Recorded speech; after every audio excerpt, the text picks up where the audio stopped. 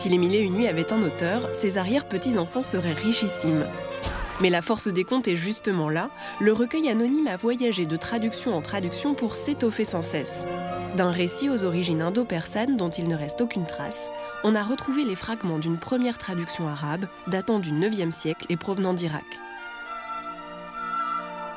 On a un récit 4, donc l'histoire de Scheherazade, qui est passionnante.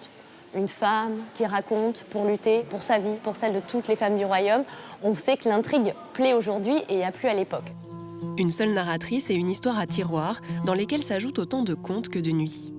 On a gardé ce cadre qui fonctionne très très bien. On a ouvert le livre et on a rajouté nos contes à nous, ce livre ouvert, cette machine à récit, cette machine à rêve et à imaginaire. Les Mille et une nuits, c'est un rêve perpétuel.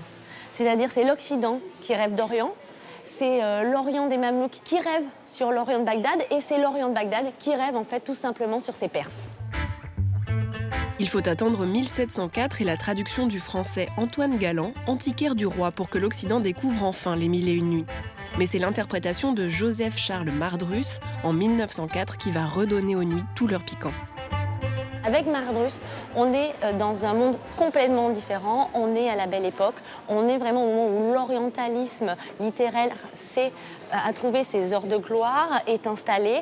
On a vraiment un goût très prononcé pour tout ce qui est burlesque, exotique et érotique. Tout simplement, Mardrus va créer les Mille et une nuits qui vont avec son époque, va réintroduire Scheherazade qui va devenir la vraie grande héroïne des Mille et une nuits. Une héroïne dépoussiérée et réactualisée dans la prochaine création d'Angelin Prège-Locage. Direction Aix-en-Provence, où on retrouve la compagnie du chorégraphe en plein échauffement.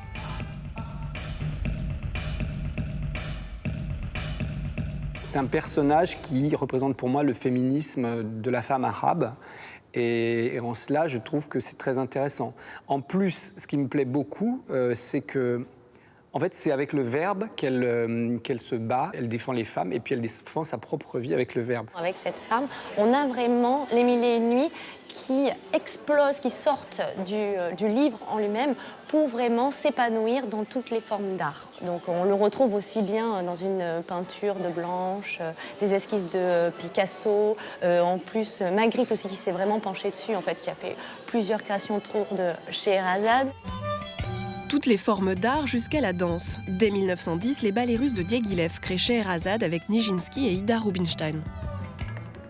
Là, on est devant un tableau surtout qui remet un peu en scène Ida Rubinstein, qui a dansé avec Nijinsky dans le ballet Scheherazade, donc à l'époque des ballets russes. Donc on est vraiment dans un faste qui est très lié d'abord à l'historique des ballets russes, ça veut dire début du XXe siècle. La mode à l'orientalisme était à son apogée. Et là, on a vraiment, je dirais, les premiers clichés qui apparaissent d'opulence et d'orientalisme. Et à la fois, c'est fantastique, c'est vraiment merveilleux. La danse, mais aussi le cinéma. Dès 1905, Méliès s'en empare dans son palais des Mille et une nuits. Mais à Hollywood, les contes vont inaugurer un nouveau genre cinématographique. Ce sont les histoires détachées qui vont être exploitées. Ali Baba, Sinbad, Aladdin vont faire partie des thèmes les plus souvent exploités par le cinéma hollywoodien d'aventure. Les Mille et une nuits, plus exactement, fournissent l'un des mondes possibles du cinéma d'aventure hollywoodien, qui petit à petit s'éloigne de l'orientalisme, effectivement. Se détacher des clichés orientalistes, c'est tout l'enjeu d'Angelin Prège-Locage dans sa nouvelle création. C'est pour ça d'ailleurs que j'ai fait appel à Azzedine Alaya comme costumier pour faire ces vêtements, pour éviter d'être dans une sorte de décoration un peu théâtrale. Ce qui m'intéresse chez Alaya, c'est son style absolument pur, c'est presque une abstraction. Et puis c'est quelqu'un qui sait accompagner une image de la femme d'aujourd'hui. Et donc c'est ça que je voulais, c'est une sorte de projection des Mille et une nuits, mais dans une vision plus actuelle et même au-delà. Pour découvrir les Mille et une nuits d'Angelin Prège-Locage, rendez-vous le 29 avril prochain au Grand Théâtre de Provence à Aix.